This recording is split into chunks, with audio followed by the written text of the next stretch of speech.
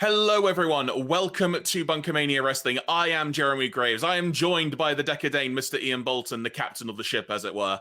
And today, this podcast, going to be quite frank, it's going to be a bit of a somber one, most likely, but with the intention of remembering a career of someone who, quite frankly, it was cut too short, let alone their life being cut too short, because the sudden and, quite frankly, shell-shocking tragic news of Bray Wyatt's passing has really rocked the wrestling landscape. That together with Terry Funk just a couple of days earlier. Some of you may have already seen on the channels that I recorded a podcast with Tom Limbry where we discussed Terry Funk a little bit and touched briefly, as it were, about Bray Wyatt before we talked about All In Predictions. If you want to hear that, you can go ahead and find that accordingly. But on this podcast, I mentioned it on that particular show as well. We wanted to record something separate, focusing more specifically on Bray Wyatt, because again, like I said, in the landscape of current wrestling fandom, this is one that has literally shell-shocked people. And I said it before, I'm still kind of at a loss for words on how exactly to describe this. And Ian, I'm going to assume you're probably in a similar sort of notion on that front as well. Yeah, today's been a weird day. Just putting it out there right now. Because I actually woke up in the middle of the night and I think I saw your message because you sent me a WhatsApp, and then I checked a few sites and it's like, oh, and it's it was kind of like I think I stayed up a little bit. I think I stayed up for like an hour or so after seeing the news, kind of just watching stuff Fightful had done, what the Wrestle Talk immediate breaking news, and so forth, and then kind of didn't see more stuff until the morning, to be perfectly honest. It's very weird. It's very, very weird. But as you say, it's incredibly shocking. I mean, one of the startling things for me is his age. At 36, he's 2 years younger than me. Yeah, likewise. It's literally what I thought as well, and it really hit home in a way. Not to say I didn't expect, but it just hit me like a ton of bricks, that particular fact as well. Yeah, absolutely. Yeah, and I think the day's just been a very surreal one, because it's like I've been kind of consuming as much content that's been put out by some of the other wrestling channels on YouTube, like Cultaholic, like Wrestle Talk, Going in Raw. Even places like the BBC and stuff like that had been doing small little pieces about Bray and so forth, and just kind of so it even got mainstream coverage like that. It was the main story in the culture section on BBC for the morning.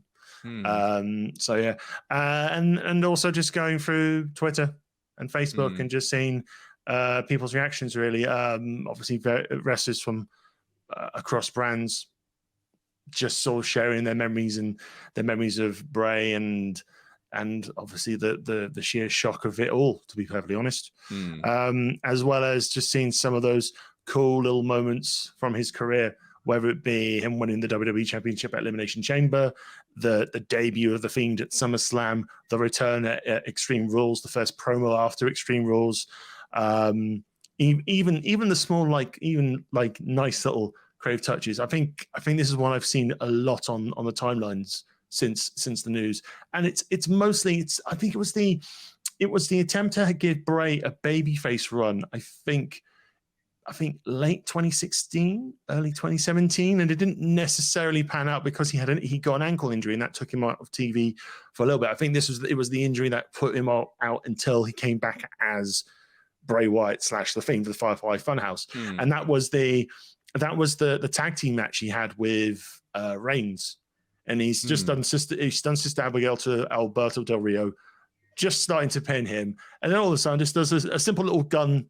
motion to the side, and Reigns just appears out of nowhere to spear Sheamus, and it's just like it's one of those sort of crazy cool little like kind of genius off the cuff moments that you see sometimes in wrestling, and it's just like it's like you kind of wonder, it's like the odd couple pairing. And just to speak on Roman and Bray is even having a feud. They had a really good feud in, I think it was late 2015, because I think they started the Anyone But You feud where Bray stopped Roman from winning Money in the Bank, and they had a short little rivalry, which I think culminated in Hell in a Cell that year, which they had a really good match as well.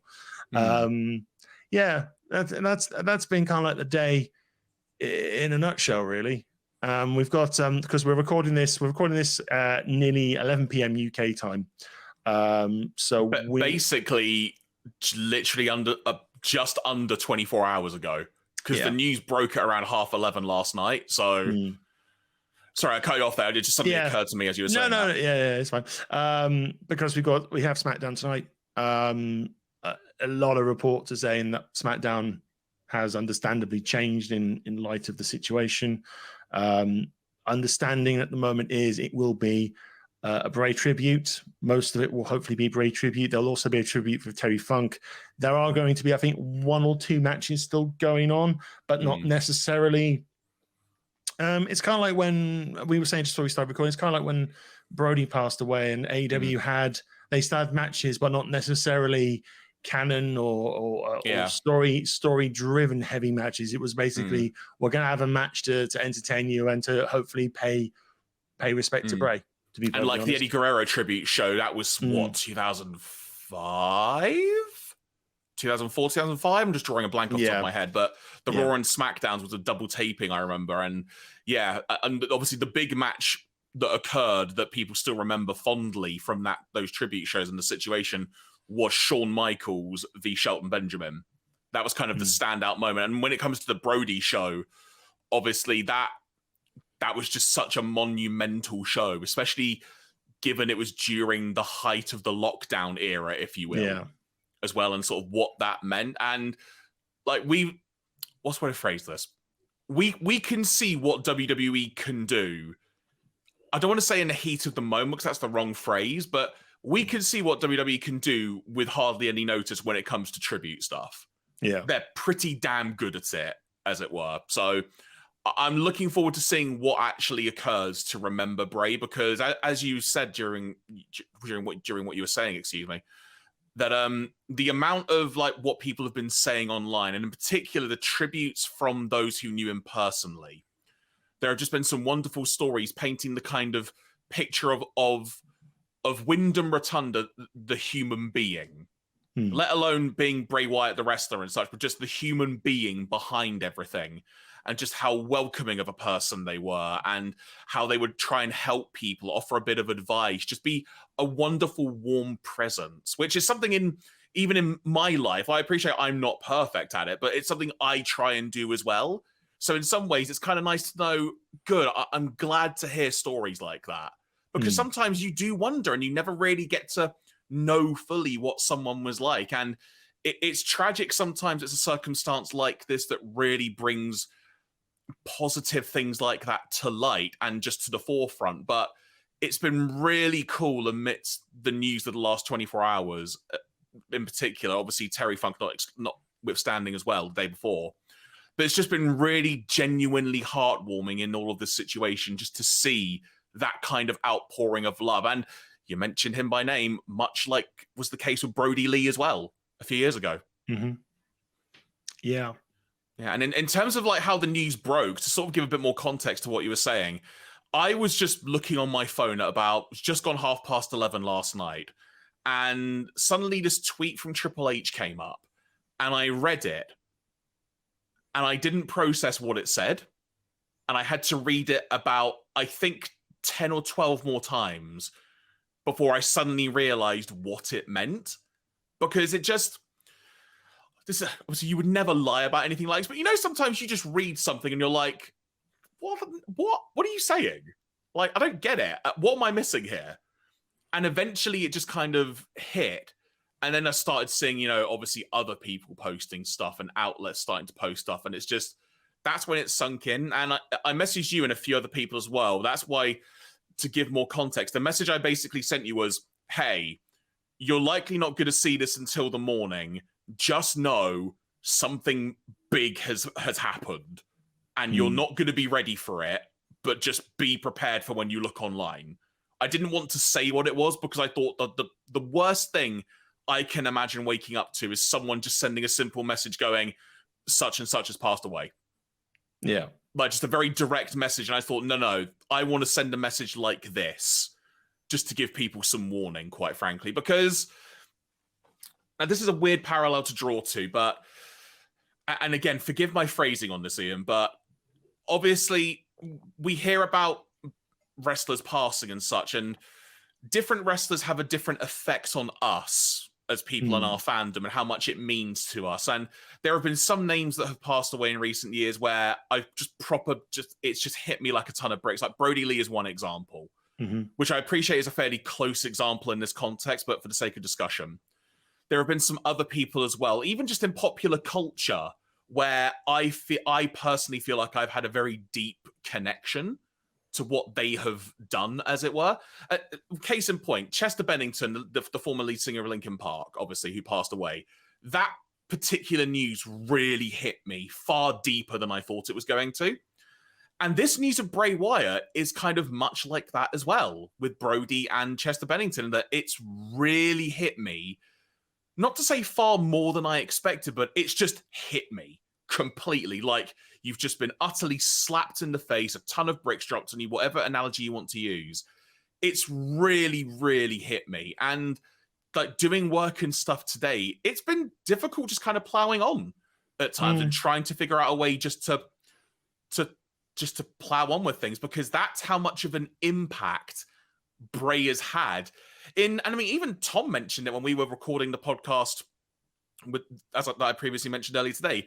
Bray realistically has only been in the mainstream wrestling landscape for about 13 years when you include the NXT stuff as well as Husky Harris. There was obviously a year or so maybe when he wasn't in WWE at all, perhaps maybe a year or two. But realistically, for the better part of 11 or so years, that's how much of an impact he made. And his creativity, I don't think it'll ever be matched. Just like the things that you do. And also what Bray Wyatt, I feel as well, having had more time to reflect on this, I'm sure you can agree with this as well. One thing that Bray Wyatt did so spectacularly was make you pay attention and kind of throw little snippets of things and rewarded you for really paying attention and being, I'll say, analytical with how you processed what he did. I liken it in a way to a comic book where there's perhaps a long-running comic series and you kind of notice a few things of something that's been said, or maybe a character name has been referenced that you don't know yet, but suddenly that then gets brought up ages down the line, excuse me, and you just suddenly think, oh my God, that's when they mentioned that, like that's relating to that. And you really felt rewarded when you noticed something like that with Bray Wyatt's things. And just, again, the creativity. The easy one to draw parallels to is the Firefly Funhouse match with John Cena. Just the amount of creativity involved in that. And in a way, that was kind of arguably one of the biggest payoffs for being a Bray Wyatt fan. There are many other moments, obviously, but that match, if you can even call it that, as an entity in and of itself, it was so wonderfully special, just how creative it was. Yeah, it was I think the best way to describe it is I would say, it's a hard word to say, but I would say it's like a character assassination of John Cena.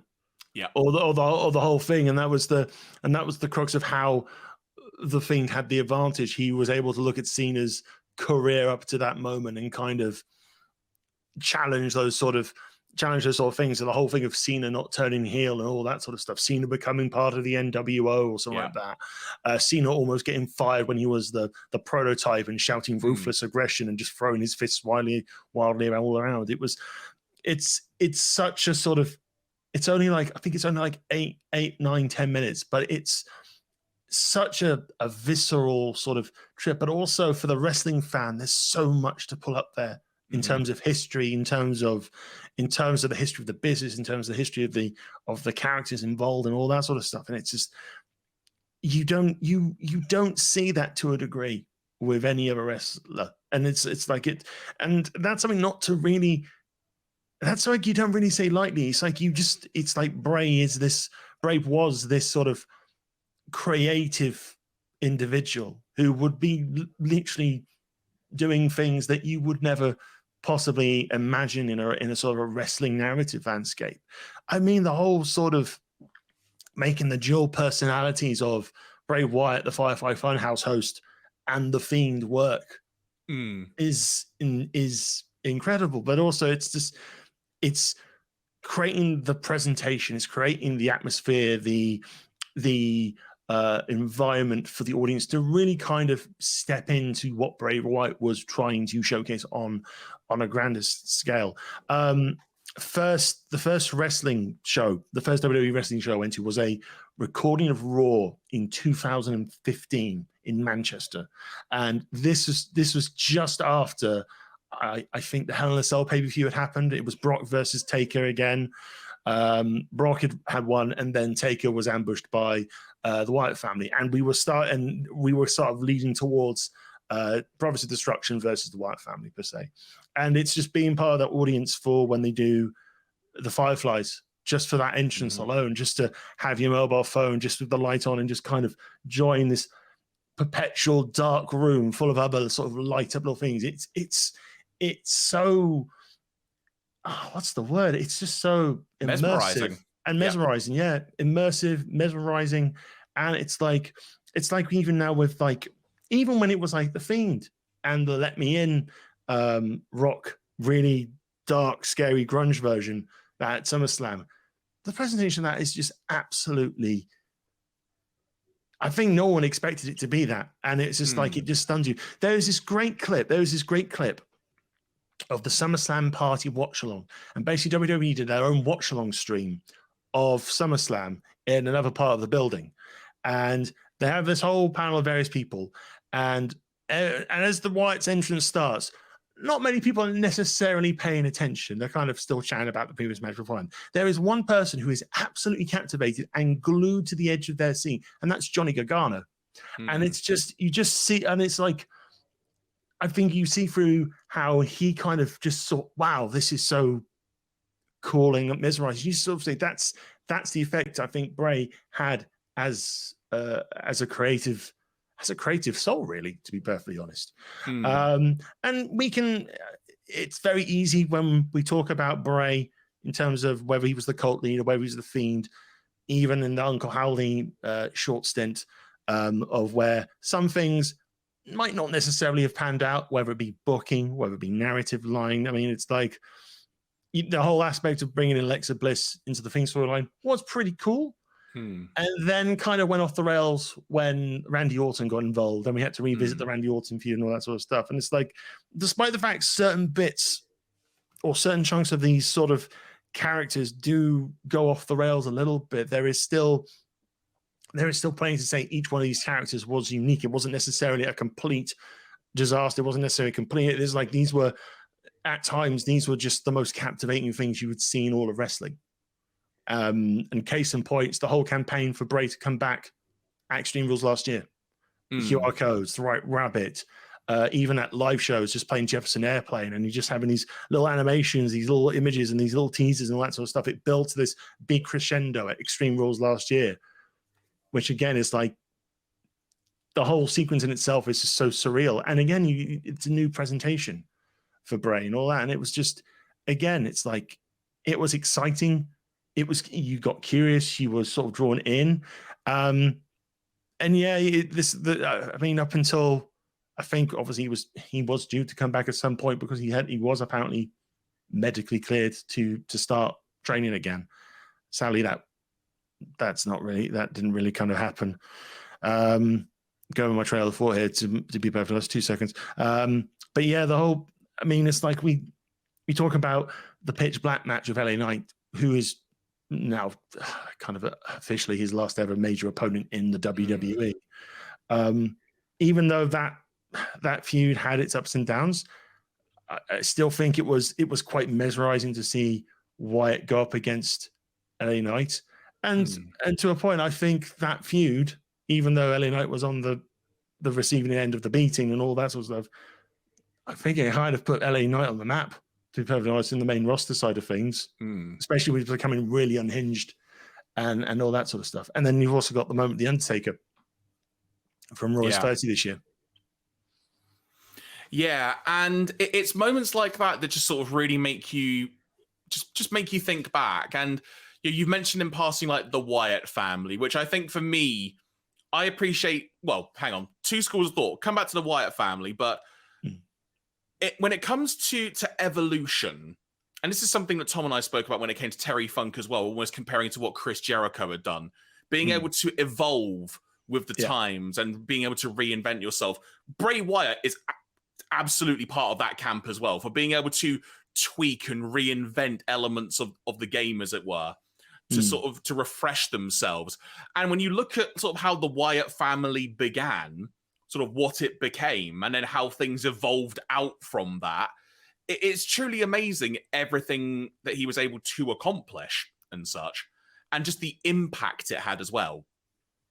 And the family had as well, sorry, to be more specific.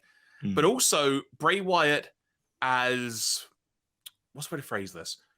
The impact that Bray Wyatt had to captivate people to want to pay attention. I mentioned earlier about if you paid attention, you were rewarded for noticing little things and such. But there is the element where Bray Wyatt legitimately brought people into wrestling. People maybe just saw the entrance or maybe the debut segment and such, or the return, like you mentioned, and whatnot. And Bray Wyatt had an aura and a personality, a presence. That's the word I'm trying to think of, where when you look at them, you pay attention. And there's a reason for that, because it's difficult to have that presence.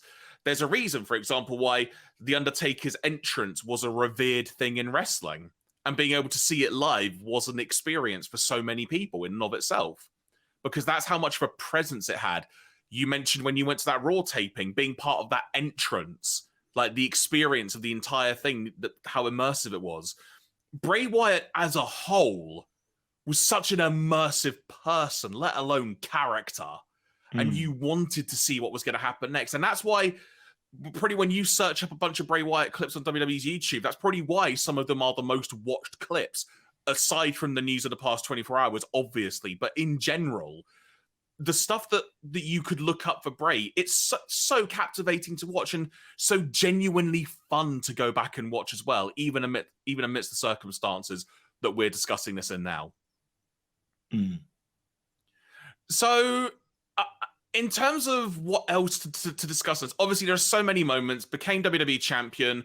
Obviously, there's the element of the Wyatt family and the Shield stuff, which is some of my personal favorites. Even when Daniel Bryan was involved as well, that was some of the most captivating stuff. Even though you could argue it kind of derailed the Wyatt. Well, I say you could argue it did derail the Wyatt family by quite a bit. Even that initial match at their first WrestleMania match with Wyatt and John Cena.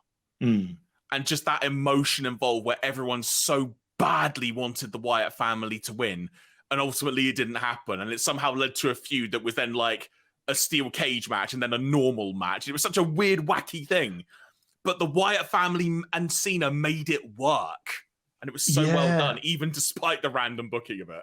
I remember the cage match having the really creepy ending of just the kid just singing "He's Got the Whole World in His Hands." That song, mate. Oh my word.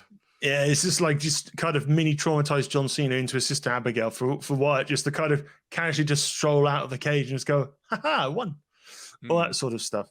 What was it? There's another. I mean, even after the WWE Championship, when the first one, I think the storyline itself didn't necessarily go the way which I think a lot of people wanted. But there was still quite decent mileage at that time in Orton and Harper.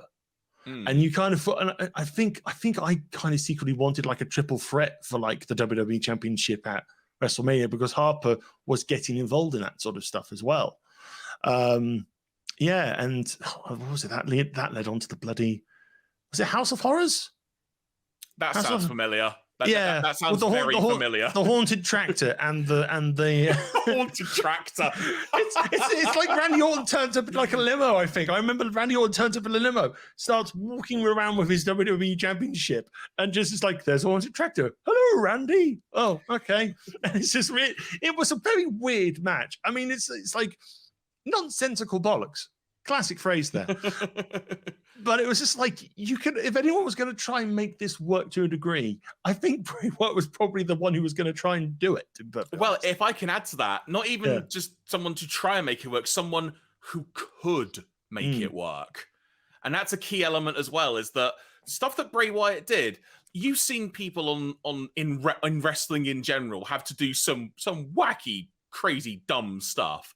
Some people can rise to the occasion on that and somehow make it work. One of those people is Bray Wyatt. Yeah. Just give him the most wacky things, somehow will make it work.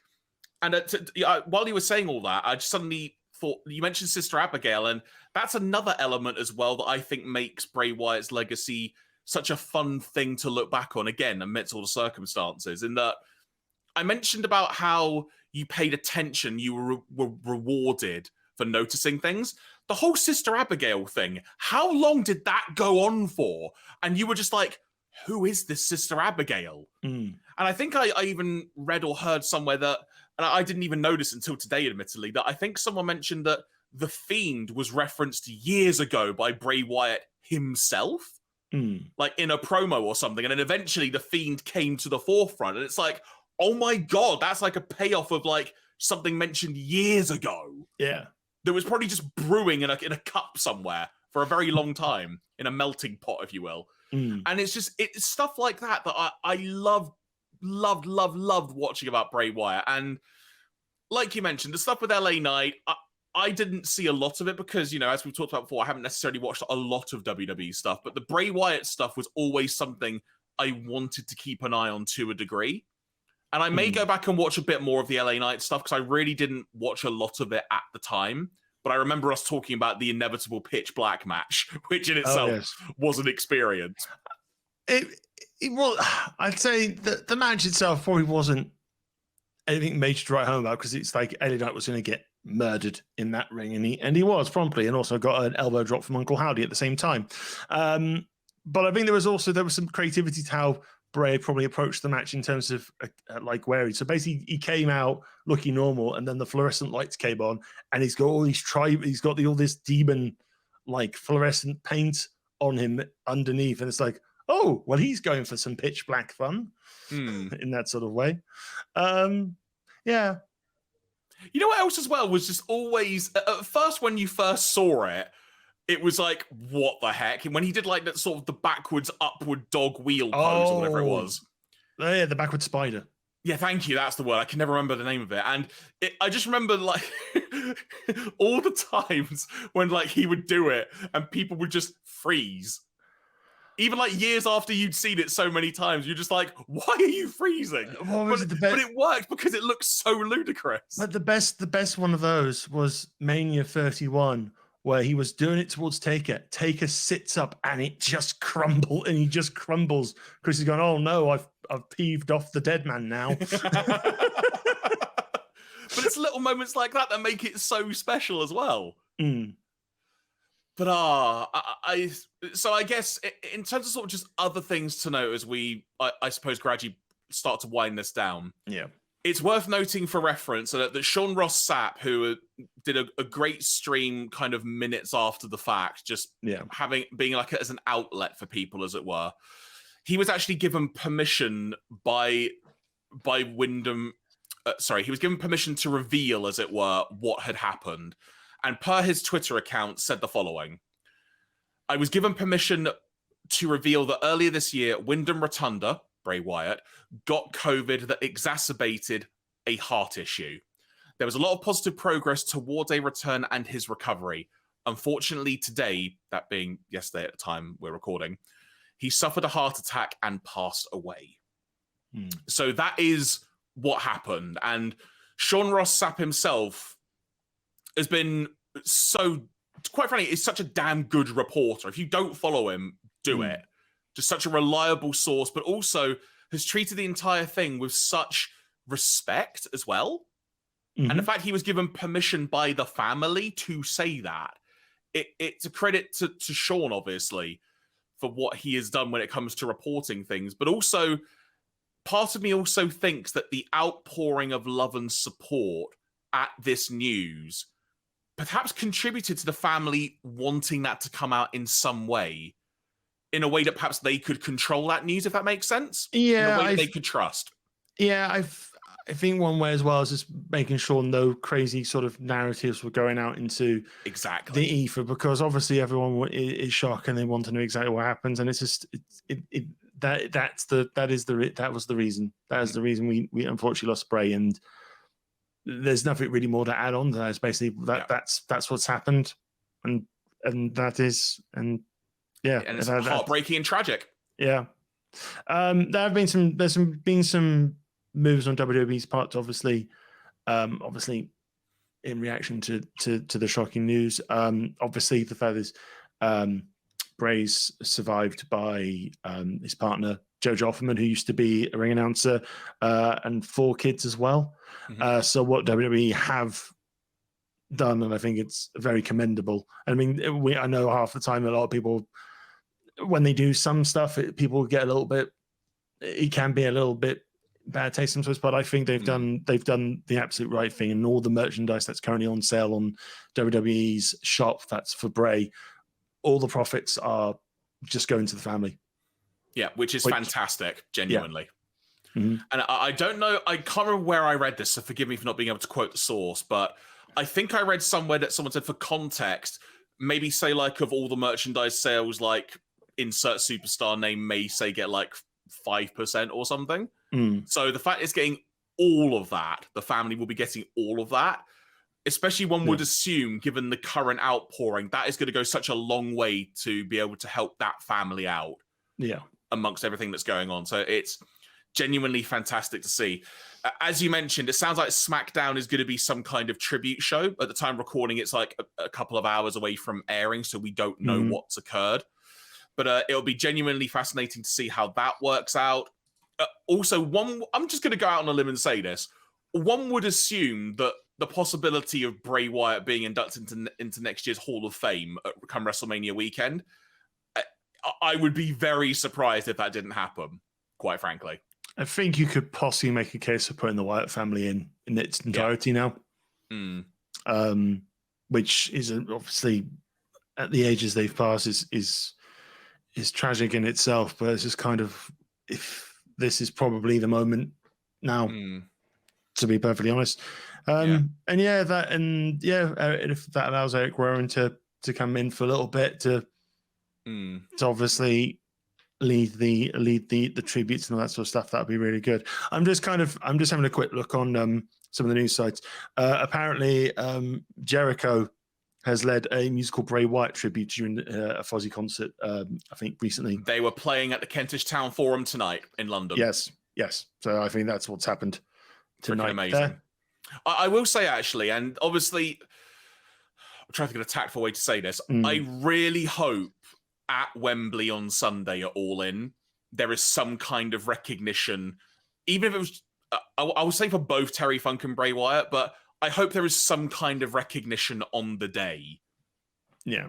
For one or both of them, because I think there would be a genuinely wonderful moment for the wrestling landscape in general if that could happen. I appreciate neither of them were ever in AEW, as it were, but that doesn't change that. AEW have acknowledged it on their social media feed, so and given the close relationship, with, quite frankly, just with Brody Lee, there is a really deep bond there, and it's a chance to really acknowledge that. And a good portion of current AEW stars have worked with Bray. Yeah, Jericho's worked with Bray. Even if they were not necessarily doing ring work together or something like that, there are wrestlers in AEW who, when in WWE, they did encounter or did spend time with Windham. I should stop saying Bray and say Windham. So you got Miro. Yeah. Miro had a nice little story. Oh, it was so good. I watched that one earlier. It was so nice. Miro had a good one. Even Keith Lee had a little mention about it. Obviously, there was a really good clip that Matt Hardy shared, and it was when this is this weird sort of. I think this is when Seth Rollins was still Intercontinental Champion. He was teaming up with Finn. He was teaming up with Jeff Hardy, and they bump into broken Matt Hardy in WWE. And they have this sort of yes, the little character nods to obviously everything can impact. Bray turns up.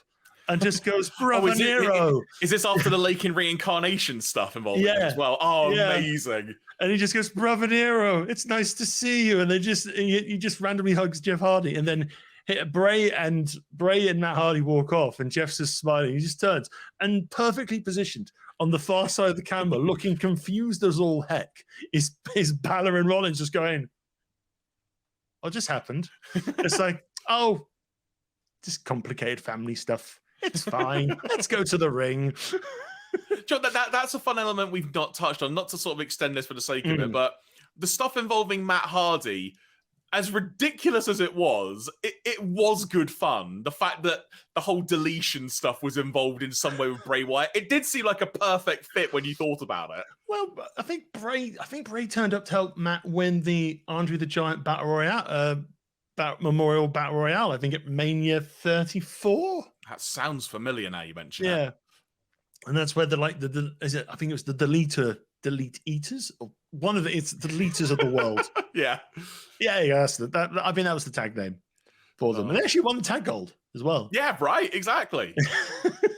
Oh, amazing. So yeah, I think that is probably a good moment to draw this to a close, because we're ending this with a smile, which ultimately, amongst the circumstances, the best thing we can do now is just remember all the stuff that made us smile about everything that Windham Rotunda did. So on that note, I will say, folks, if you've enjoyed hearing us discuss this and you're a first-time listener, first of all, thank you very much for giving the podcast a try. Be you watching on YouTube or you listening in the audio-only realm, as it were, on your podcast provider of choice, we really appreciate you giving us the time of day. Be on the lookout for more podcasts coming soon, as it were. We're going to be having more things relating to All In Weekend, as it were, and beyond. So if you want more wrestling talk, we've got you covered, as it were. Obviously, there are many choices available, but if you even want to give us a little bit of your time, we genuinely really appreciate it. Genuinely. Good sir, any additional closing thoughts you would like to impart on everybody before we wrap up for this evening at the time of recording? No, not from me. Obviously, if you'd like to share your memories of Bray or your favorite matches, your favorite moments of Bray Wyatt's career, then by all means, put something in the comments below, or even send us an email at contact@bunkamania.com. We'd love to hear from you. Indeed. And once again, thank you so much for listening and or watching, folks. From myself, Jeremy Graves, from the Dekker, Dane, Mr. Ian Bolton, we've been BunkaMania Wrestling. Until next time, talk to you soon.